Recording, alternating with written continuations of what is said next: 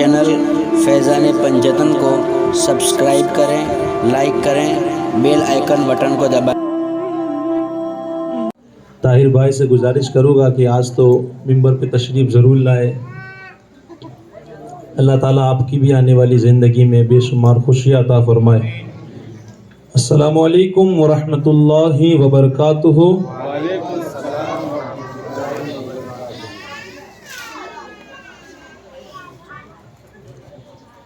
نحمد و نصلی علی رسولہ الکریم، اما بعد فاعوذ باللہ من الشیطان الرجیم،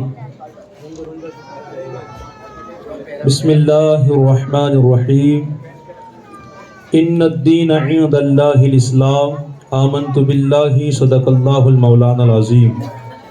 سارا مجمع جھوم کر ایک مرتبہ درود پاک پیش کریں۔ اللہم صلی علی سیدنا مولانا محمد وسلم، صلاۃ و سلام علیک یا رسول اللہ۔ کلام پیش کروں اس سے پہلے چند باتیں میں آپ تک ضرور پہنچانا چاہتا ہوں، تو آپ سارے لوگ میری طرف توجہ کریں۔ جو بچے بیٹھے ہیں ان سے گزارش ہے کہ ذرا بھی آپ مہربانی کر کے شور نہ کریں، محبت کے ساتھ بیٹھے کلاموں کو سنیں۔ دیکھو، اللہ کا لاکھ لاکھ شکر ہے کہ اس نے ہمیں محفل سجانے کا اللہ نے موقع عطا فرمایا ہے۔ یہ بڑا کرم ہے اس کا، بڑی نوازش ہے، اللہ کا بڑا فضل ہے کہ آج ہم اور آپ محفل سجانے کے لیے بیٹھے ہیں۔ میں ایک خاص بات آپ تک پہنچانا چاہتا ہوں آج کی محفل کے ذریعہ، تاکہ نعتوں کے ساتھ ساتھ کوئی میسیج بھی ہم لے کر کے ضرور جائے۔ بات یہ ہے کہ دیکھیں، ہماری زندگی آج نہیں اور کل ختم ہو جائے گی۔ دین گزرتے دیر نہیں لگتی ہے۔ اب اسی شادی کی بات کرے، شادی ہے شادی ہے شادی ہے، آج تاریخ آ گئی ہے، کل انشاءاللہ دولہا بن جائے گا، شادی ہو جائے گی، چند سال کے بعد اللہ کے فضل سے ان کی اولاد ہو جائے گی۔ دین بڑی تیزی کے ساتھ گزرتے ہیں، تو خدا کے لیے دیکھیں، ہم کو اللہ نے اپنے محبوب کا امتی بنایا ہے۔ لا ریب اللہ نے کتاب دی ہے، لا جواب اللہ کے نبی کی امتی ہم ہے۔ تو خدا را اگر اللہ کوئی خوشی دے تو یہ ڈی جے بینڈ یہ بجا کے ہم کیوں اللہ کو ناراض کرتے ہیں؟ یہ ڈھول یہ گیت خدا کے لیے اسے چھوڑ دے، یہ ہماری رسم نہیں۔ ہم مسلمان ہیں، اور اس چیز پر جتنا فخر کرے اتنا کم ہے کہ اللہ نے ہمیں مسلمان بنایا ہے۔ پوری زندگی سجدے میں رہے، پوری زندگی دولت کما کما کے دین کے نام پہ لٹا دے، تب بھی اللہ کا یہ احسان ہم چکا سکتے؟ اتنا بڑا اللہ نے ہمیں بنا دیا، مسلمان بنا دیا ہے، اور کیا چاہیے؟ میں ایک عالم دین ہوں، میری بات پہ آپ غور کریں۔ اللہ کے پیارے رسول صلی اللہ علیہ وسلم ایک مرتبہ نماز جنازہ پڑھانے کے لیے تشریف لے گئے حضور۔ بس پہلے ہی 2-3 باتیں پیش کروں گا، پھر انشاءاللہ میں سیدھے سیدھے آپ کو کلام سنا دوں گا، کیونکہ پھر بعد میں بات بہت لمبی ہو جاتی ہے۔ جب جنازے کی نماز پڑھانے کے لیے آپ تشریف لے گئے تو آپ نے دیکھا کہ مردے کا کفن حرکت کر رہا تھا، ایسا لگ رہا تھا کہ اندر کچھ ہے۔ حضرت سیدنا ابوبکر صدیق رضی اللہ تعالیٰ عنہ نے کہا کہ ذرا اس کفن کو ہٹاؤ، شاید کچھ اس میں نظر آ رہا ہے۔ جب کفن کو ہٹایا گیا تو ایک سانپ اس بندے کا خون چوس رہا تھا، ایک سانپ۔ حضرت سیدنا ابوبکر صدیق رضی اللہ تعالیٰ عنہ نے کہا کہ اسے مار دو۔ جب اسے مارنے کے لیے آگے بڑھے، وہ خدا جس نے بغیر کھمبے کے آسمان کھڑا کیا ہے، جس نے گہرے سمندر بنائے ہیں، جس نے چاند سورج ستاروں کو چمکایا ہے، جس کی شان ان اللہ علی کل شیء قدیر، اس خدا نے اس سانپ کو زبان دے دی، وہ بول پڑا، وہ کہنے لگا اے ابو بکر مجھے کیوں مارتے ہو، میرا کیا قصور ہے؟ میں تو اللہ کے بتانے پر ڈیوٹی پہ لگا ہوں، یہ تو میرا کام ہے، میں اپنی مرضی سے تو آیا نہیں ہوں۔ تو حضرت ابوبکر صدیق فوراً رک گئے۔ پھر سانپ سے کہا اب تو بتا کہ آخر اس نے ایسا کیا کام کیا کہ اللہ نے اس کے اوپر تجھے مسلط۔ یہ حدیث پاک میں آپ کو سنا رہا ہوں، کوئی کہانی نہیں ہے۔ اور کبھی کبھی عذاب اللہ ہم سب کو اس لیے دکھا دیتا ہے تاکہ ہم اپنی آنے والی زندگی میں سدھر جائیں، اپنی زندگی کو بنا لے۔ تو کہتے ہیں کہ اس سانپ نے کہا کہ اس کے اندر 3 باتیں تھی، کتنی؟ کہ 3 باتیں اپنے اندر کبھی نہ آنے دے۔ یہ 3 کام کرتا تھا، 3 کام کرنے کی وجہ سے اس کو عذاب میں مسلط کیا ہے۔ آپ نے فرمایا بتاؤ وہ کیا کام تھے؟ کہا پہلا کام یہ تھا کہ یہ بندہ نماز نہ پڑھتا تھا۔ دیکھو اللہ نے اگر زندگی دی ہے، تندرستی دی ہے تو نماز نہ جانے دے، ورنہ میں آپ اللہ کے عذاب کو برداشت نہیں کر سکتے۔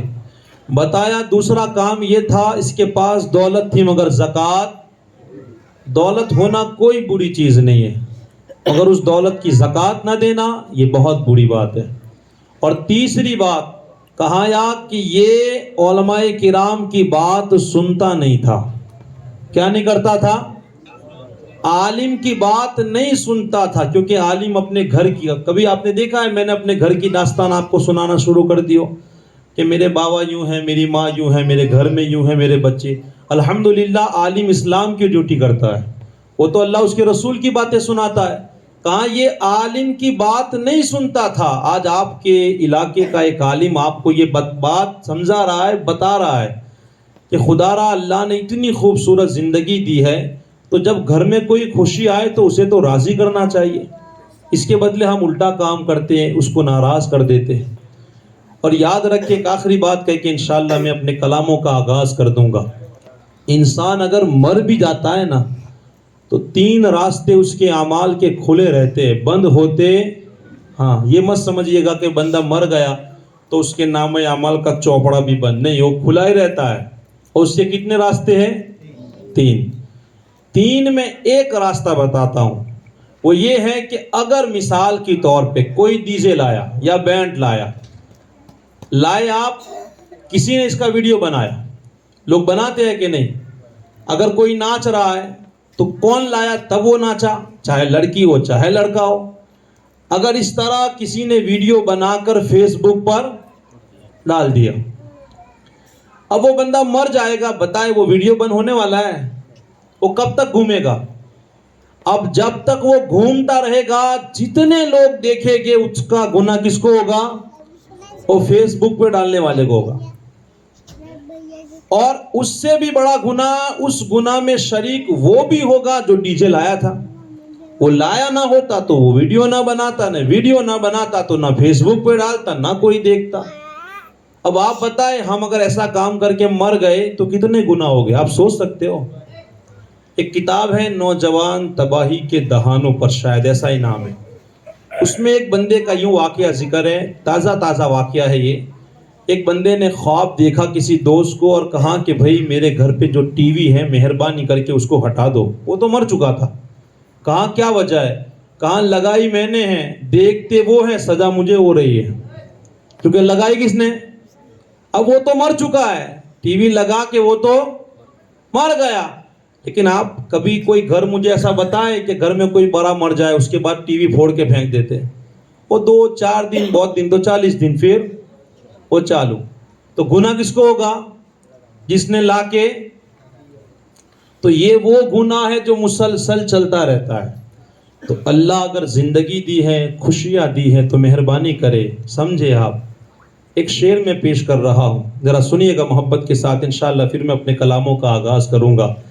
کہتے ہیں کہ کہیں پہ رونق ہے میں کشوں کی، کہیں پہ محفل ہے دل جلوں کی۔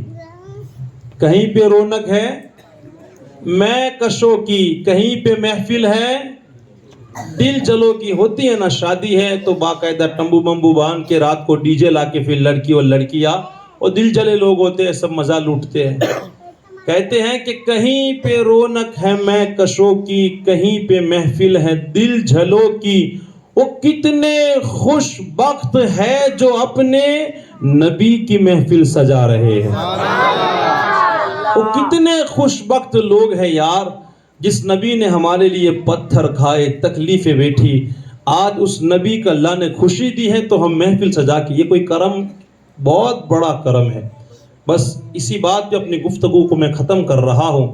اللہ جب بھی خوشی دے تو اس کو نہ بھولے. بس اللہ جب بھی خوشی دے، اولاد کی شکل میں ہو، دلہن کی شکل میں ہو، یا گھر کی شکل میں ہو، یا دکان کی شکل میں ہو، کوئی بھی شکل یا نوکری ہو، اس کو نہ بھولے، اس کا شکریہ ادا کرے.